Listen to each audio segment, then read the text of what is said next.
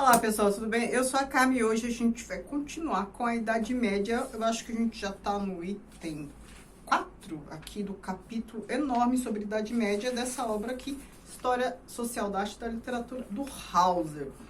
A Idade Média ela é riquíssima e eu achei que eu conseguiria fazer menos vídeos sobre a Idade Média, mas não, está sendo um vídeo por tópico. E hoje a gente vai tratar a arte desde o período das migrações até a Renascença Carolíngia. Renascença Carolíngia, Renascença, aí já confunde, a gente tá na Idade Média, como é que é Renascença? O Renascimento vem depois.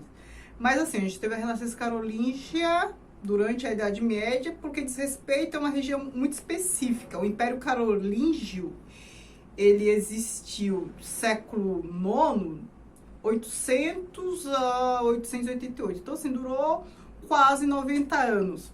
A área ali, né, de abrangência era a França, a Alemanha e parte da Itália. Então, é a parte bem ocidental da Europa. Mas, assim, a rigor, a Renascença Carolíngia, ela é entendida do século VIII ao século X, porque ela precede o Império e continua depois que ele cai. Então, quando a gente fala da Renascença, a gente está falando de uma cultura. E a cultura, ela não vem necessariamente com o Império. Ela vem um pouco antes. Então, bora lá. Vamos ver o que ele fala aqui de interessante. Nunca, como nessa época, ocorrera um tão profundo conflito de concepções artísticas numa área tão pequena. Enquanto em Bizâncio, uma parte figurativa estritamente disciplinada, mas de elevada competência técnica, constituía a forma normal de expressão, na Europa Ocidental, ocupada por tribos germânicas e célticas, imperava um geometrismo abstrato, concentrado no puramente ornamental. Então, aqui a gente já logo percebe que tem a cultura de Bizâncio de um lado e a que se contrapõe a cultura carolíngia, né, que vai se tornar carolíngia depois, que é essa região que eu falei. E Bizâncio, a gente sabe, é aquela região onde hoje é a Grécia, a Turquia, é ali onde era o mundo grego, o Império Romano, e depois da queda do Império Romano se tornou Bizâncio. A capital era Constantinopla, que hoje é Istambul, né, que é a capital da Turquia, então é aquela região ali, Bizâncio. A maioria dos produtos dessa arte que chegaram até nós pressupõe uma proficiência artística que excede largamente qualquer espécie de diletantismo. É inerentemente inconcebível que pudessem ter sido realizados por artistas sem um treinamento profissional completo e longa prática. Por quê? Aqui ele já disse antes, então era um geometrismo, né? Então, quando a pessoa é autodidata e ela vai produzir arte, principalmente artes plásticas, me parece, né, a visão de liga, que é mais fácil, um percurso mais natural, é que desenvolva uma arte mais orgânica, né, com curvas e tudo mais. Agora, geométrico, você produzir algo geométrico, acho que exige uma preparação maior, né? Mais preparação, menos intuição. E quando eu falo preparação e intuição, não estou hierarquizando, né? Não estou achando a preparação superior à intuição, a produção resultante de um preparo, de uma técnica, é superior a uma produção resultado da intuição. É difícil entender como dois fenômenos tão diferentes podiam pertencer a uma mesma cultura. Por um lado, as iluminuras, nas quais toda e qualquer forma natural é imediatamente convertida em mero ornamento. E por outro, uma descrição da natureza como a seguinte, 2 pontos. E aqui a gente tem aspas que parece, de algo que parece um trecho de poema. Frágil som, encantador som, suave música do universo, um cuco solta sua doce voz nas copas das árvores. Pequenos dardos de sol estão brincando num raio luminoso. O gado jovem apaixonou-se da montanha. Então, é um texto poético. A gente tem poetas aqui. Então, assim, a gente percebe a presença de poetas. E mais adiante ele vai falar mais. Agora, a gente está aqui século VIII, século IX e tal. A Igreja Católica, ela já era bem robusta, ela já tinha, robusta em todos os sentidos, até em termos arquitetônicos. Então, ela já tinha uma estrutura muito firme, metafísica muito firme, ela já tinha preceitos muito bem escritos, princípios muito bem escritos. Não podemos nos esquecer que o Santo Agostinho era do século V e que deixou lá algumas coisas prontas, né? Algumas reflexões, uma estruturação, uma liturgia já ali bem avançada. Ele organizou o que depois ficou conhecido como pensamento ali cristão, católico aqui no caso. E uma coisa interessante aqui que ele fala das iluminuras. As iluminuras foram uma produção assim, essencialmente religiosa. Então tudo que a gente vê de iluminura hoje é com motivos cristãos, que era o que os monges copistas ficavam pintando lá nos scriptoriums, né, que eram as salas lá dos copistas. Aquela situação que a gente vê em O Nome da Rosa. Então, as iluminuras com cores bem específicas, cada cor significa uma coisa, as cores predominantes eram o quê? Dourado, branco, vermelho e azul. Tinha uma função pedagógica, inclusive, né, porque a gente está falando de imagens, para doutrinar, inserir as pessoas nos ensinamentos de Cristo e tal. Então, muitas vezes a gente vê uma espécie de HQ, né? Eu vou deixar aqui uma imagem para vocês verem. A gente vê uma construção de narrativas por meio de iluminuras, contando uma história que não é uma história ao acaso, não. É moral, é um ensinamento moral. Agora um pouco sobre os poetas. Os poetas estavam familiarizados com o lirismo naturalista do latim, ou com poemas derivados da poesia latina, ao passo que tudo o que os pintores conheciam para começar era o estilo geométrico das tribos camponesas germânicas e célticas. Depois das invasões bárbaras, então, se ele começa assim, depois das invasões bárbaras, ele está falando ali do fim do Império Romano. Então, ele está retrocedendo um pouco no tempo. Então, estamos aqui no século IV, V, né? A igreja ainda estava se construindo, se modelando, se fortalecendo. A fé cristã precisava se legitimar muito. Então, é esse o contexto. Depois das invasões bárbaras, uma nova sociedade surgiu no Ocidente, com uma nova aristocracia e uma nova elite cultural. Mas enquanto esta se desenvolvia, a cultura desceu a um nível até então desconhecido na antiguidade clássica e permaneceu estéril por séculos, ou seja, nada de produção, né? A antiga cultura não teve, porém, um fim súbito. A economia, a sociedade e a arte decaem e desaparecem gradualmente. E a transição para a Idade Média acontece pouco a pouco, de forma quase imperceptível. A continuidade do desenvolvimento tem sua melhor expressão na sobrevivência da estrutura econômica da fase final do Império Romano. 2 pontos. A agricultura com propriedades em escala de latifúndio e os coloni ainda como base da produção. Ou seja, a gente já tem aqui a estrutura medieval, né, que a gente vai conhecer depois como feudalismo. O feudo, os servos e tudo mais. Os velhos povoados permanecem habitados e as cidades em ruínas são até parcialmente reconstruídas. O uso da língua latina, a validade do direito romano e, sobretudo, a autoridade da Igreja Católica, que se converte num modelo para a administração política, tudo isso se conserva intacto. Por outro lado, o exército romano e a antiga administração tiveram de desaparecer. Qual é essa antiga administração? No Império Romano, nessa cultura romana, nesse período, a gente tinha uma administração muito forte. A gente tinha um sistema educacional, pela primeira vez visto aqui no Ocidente. Então, o Império Romano tinha um sistema educacional, tinha um sistema de arquivos, de bibliotecas. Então, a gente tinha aqui um sistema educativo, educação formal e não formal, muito bom. Era uma administração muito bem orquestrada, muito bem capilarizada e muito bem controlada. Mas isso tudo foi por terra. É feita uma tentativa para preservar no novo Estado as instituições existentes, a administração financeira, o sistema político e legal, mas os antigos cargos, pelo menos os de maior importância, tinham de ser preenchidos por novos funcionários e a nova aristocracia provém, em grande parte, desse novo funcionalismo civil. O que temos aqui?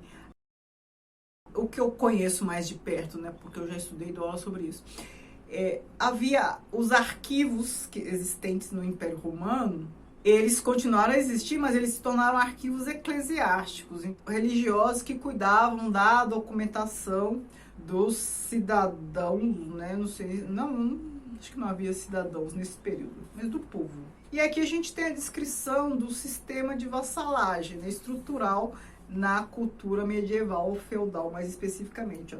Desde o estabelecimento do novo Estado, o único meio de obter novas honrarias era por meio da prestação de serviço aos reis. Quem quer que estivesse a serviço do monarca contava muito mais do que os outros e pertencia automaticamente à aristocracia. É aquilo que eu já expliquei para vocês, né? A pessoa se colocava a serviço do rei, com isso ela ganhava terras e ganhava honrarias e títulos nobiliárquicos. Então, assim, de cavaleiro ia subindo, né? Visconde, conde, o título maior, antes do rei, é claro, é de duque. Então, as pessoas iam ganhando. Então, esses que se colocavam a serviço do rei, eles iam ganhando prestígio e poder. E riqueza, porque se ganhavam terras, ganhavam riqueza. Essa aristocracia, contudo, não constituía ainda uma verdadeira nobreza, pois seus privilégios eram passíveis de confisco e não eram, de modo algum, hereditários, nem baseados no nascimento ou na linhagem, mas tão só no cargo exercido e na propriedade. Ou seja, pessoas que ascendem socialmente, mas sem tradição, né? Que é mais ou menos o que vai acontecer depois com a burguesia. Então, o que a burguesia passa a ter? Não estou falando que eles são burgueses, né? O que a burguesia passa a ter? Dinheiro, posses, mas ela não tem tradição, não tem origem, nascimento, aquela coisa que eles acham que passa pelo sangue, né? Eles tornam na cabeça deles biológico, na verdade, o que na verdade é uma construção social, cultural. Também estava longe de formar um grupo etnicamente uniforme, compunha-se de elementos gauleses, romanos e germânicos e representava uma classe em que os francos não gozavam de qualquer preferência, pelo menos não sobre os romanos. A esse respeito, a isenção de preconceitos por parte dos reis chegou ao ponto de eles permitirem e até talvez ajudarem e favorecerem pessoas das mais obscuras origens, inclusive escravos fugitivos, a alcançar as mais altas honras. Aqui a gente está tendo algo que a gente poderia chamar de um sistema meritocrático, hein? Isso está muito mais perto da ideia de meritocracia do que o que a gente tem hoje no século XXI. Essas pessoas eram, de qualquer modo, menos perigosas para o poder do rei e, com frequência, mais capacitadas para a execução de novas tarefas do que os membros das antigas famílias. Na medida que o Estado provou ser incapaz de proteger a vida e a propriedade de seus súditos, os grandes senhores rurais assumiram essa função. Então, aqui o que a gente tem? Aquele sistema feudal que a gente conhece bem, de vassalagem, os cavaleiros, os vassalos protegerem o reino e com isso ganharem terra, e aí eles vão ganhando poder, ganhando dinheiro. Assim, não só as terras reais, mas também a área em que o Estado tinha poder de decisão sobre os negócios estava cada vez mais reduzida, à medida que aumentavam as doações de terra. Por quê? A moeda era a terra, né? No final, o rei era senhor apenas de suas próprias terras, as quais, com frequência, eram menores do que as dos seus mais poderosos súditos. Mas, em troca, que ele tinha a proteção do seu reino, né? Então, ele tinha ali feudos. Essa forma de organização e de funcionamento que fez surgir os grandes feudos, senhores feudais que não eram o quê? Monarcas, mas tinham grandes feudos e protegiam seus próprios feudos, e havia os reinados. Assim foi que a monarquia se desprestigiou durante a Idade Média. Foi assim que ela foi perdendo poder. Como eles não tinham origem nobre, eles não eram da aristocracia, mas eles tinham poder. Um poder que se via na prática, na materialidade ali, né, da defesa do feudo e tal, e também por conta das terras que tinham. Eles não tinham sangue nobre, não tinham nobreza, eles não iam herdar reino, nada. Mas eles tinham os feudos e a história nos mostra que eles não precisavam de mais que aquilo. Concomitantemente, a igreja também foi se desenvolvendo, foi aumentando de importância, de modo que a monarquia, no decorrer do tempo ali, durante o período medieval, a monarquia foi só se enfraquecendo, até chegar a um ponto mais lá adiante, século XV mais ou menos, que começou a ter uma virada. Mas aqui só foi para um crescendo. As escolas dirigidas por leigos declinaram e foram fechadas uma após outra. Em breve não haveria mais instituições educacionais, exceto as escolas das catedrais que os bispos mantinham a fim de assegurar um contínuo suprimento de clérigos. Foi assim que a igreja começou a adquirir o monopólio educacional e que deve sua extraordinária influência na sociedade da Europa Ocidental. É aquilo que eu falei para vocês, o mesmo que aconteceu lá com os arquivos, aconteceu com as instituições de ensino. E até hoje a gente tem, né, muitas instituições de ensino aí sendo dirigidas pela igreja, sobretudo a igreja católica. Nós temos PUC, né, até hoje aqui, e várias outras instituições. E isso não é uma crítica, é só uma observação. Arte significou, em primeiro lugar, ornamentação e enfeite, utensílios aparatosamente decorados e joias preciosas. Era uma arte que servia, como ainda ocorre frequentemente, de forma sublimada, em culturas muito mais evoluídas, para exibir a posse de riqueza e poder. Isso ficou ainda mais desenvolvido, essa situação ficou ainda mais agudizada no Renascimento. No Renascimento surgem os museus, os burgueses já têm ali muito dinheiro e começam a competir com a aristocracia, inclusive a igreja também, né? A aristocracia, a burguesia e a igreja começam a competir na esfera artística, no sentido de financiar mecenas, abrir galerias, criar museus, mostrar as obras, acervos e tudo mais. O governo central, pelo fato de lhes entregar a administração do país, reivindica a prestação de serviços ao Estado por parte de uma classe que, mais cedo ou mais tarde, deve revelar-se inimiga mesmo do Estado, como tal legisla e administra com a maior liberdade, uma vez que é quase inexistente uma hierarquia oficial com escalões inferiores e intermediários. O rei não pode fazer muita coisa contra os indomáveis condes, sobretudo não pode exonerá-los, porquanto não são funcionários na acepção normal, mas pessoas com quem o campesinato sente que tem muito em comum, pessoas que há várias gerações são as mais ricas e mais respeitadas da região, e em comparação com as quais os novos funcionários do rei não podem deixar de parecer intrusos. É aquilo que eu falei para vocês agora há pouco. Os reinos, a aristocracia, ela vai se enfraquecendo, ela vai perdendo terreno, vai perdendo terras e vai perdendo prestígio por conta desses novos senhores, esses senhores feudais que foram recebendo títulos nobiliárquicos e tal. No futuro, séculos depois, esses que aqui não são considerados aristocratas passam a ser considerados aristocratas. Tanto é que até hoje, né, conde, visconde, pra gente é tudo aristocracia. Mas no momento aqui não.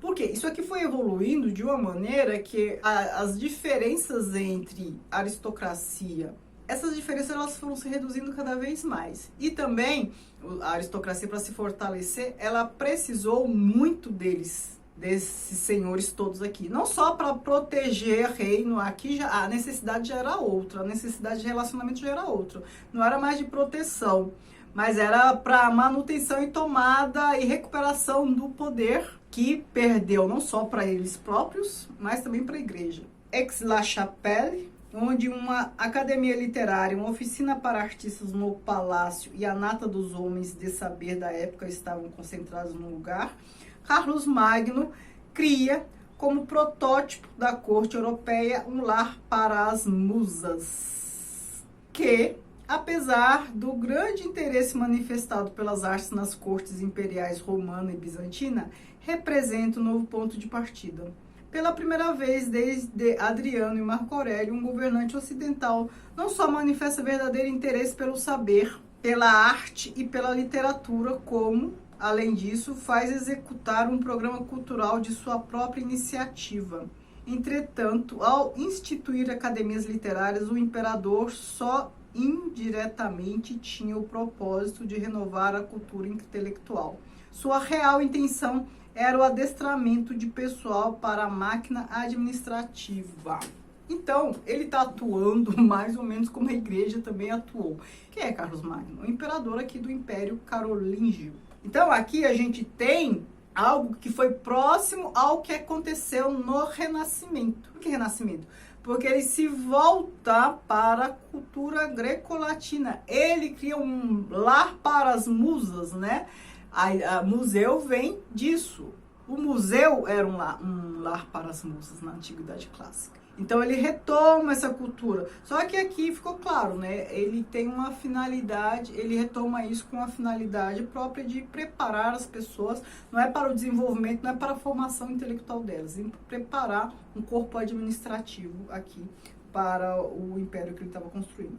Todo o programa cultural de Carlos Magno fazia parte de um plano mais vasto para ressuscitar os ideais da antiguidade clássica. A concepção básica deste plano, embora estivesse vinculada à ideia política de uma renovação do Império Romano, era a primeira reassimilação abrangente e criativa da cultura clássica. Então, percebam, antes do Renascimento, a gente teve esse renascimento aqui, que não durou muito e foi muito mais localizado. Aí fala, essa experiência indica o nascimento do homem ocidental. O mais impressionante símbolo da ruptura com a antiguidade clássica é que a escultura monumental dos romanos, para a qual os cristãos primitivos já tinham perdido toda a compreensão, também continua sendo um livro fechado para a Renascença carolíngia. Então, assim, houve uma recuperação? Houve, mas tem um hiato aqui, né? Essa cultura de escultura, que era muito comum, e o pouco que a gente tem de escultura da antiguidade é do Império Romano, porque era da cultura deles esse hábito de esculpir. Não, os gregos também faziam isso. A diferença é que o material dos romanos, a produção dos romanos chegou até nós porque eles usavam mármore. A Itália é uma região rica em mármore, né? Mármore de Carrara, trocentos mármores. E a Grécia usava outro tipo de material que não resistia ao tempo. A Grécia usava muito gesso. Então, o que a gente tem é mais da produção romana, às vezes cópia do que havia lá na Grécia, ou inspiração do que havia na Grécia, mas o que nos chegou foi do Império Romano. Só que, com a Idade Média, a igreja destruiu muita coisa, principalmente estátua de Vênus, pouca coisa restou, mas o Império Romano era um império de muitas estátuas. Então, a Biblioteca Romana tinha logo uma gigante estátua do imperador. Havia estátuas por tudo que é lado, vários bustos, estátuas. Muitas foram destruídas. Contudo, a arte carolíngia realiza uma inovação que marca a época, como o próprio Dênio afirma, ao superar o estilo ornamental plano do período das migrações e ao reintroduzir o corpo humano em sua plena realidade tridimensional. Essa reintrodução do corpo tridimensional já tinha perdido toda essa questão da cultura, da escultura do romano, mas aí tem uma introdução do corpo tridimensional, nos faz lembrar a questão do crucifixo, né? Cristo ali crucificado, a imagem de Cristo tridimensionalizada, que foi um dos motivos ali de ruptura com o Império, né? A cisão do Império Romano do Ocidente e do Oriente e tal. E o Império Carolíngio também, eles providenciaram muitos manuscritos, na cópia. Então havia o scriptorium, que era o lugar onde copistas faziam cópias. Então, a oficina do palácio era, sem dúvida, o principal centro de atividade artística. O movimento de renascença aí começou e os scriptoria dos mosteiros teriam sido organizados, ao que parece, a partir deste modelo. Então, aquilo que a gente vê em Nome da Rosa, aqueles mãos copiando e tal, aquilo foi feito à semelhança do que havia aqui no palácio durante o Império Carolíngio. Essa é a última parte que eu destaco aqui deste item. Este vídeo já está muito longo. No próximo vídeo a gente vê o tópico 5. Espero que vocês tenham gostado. Muito obrigada, beijos.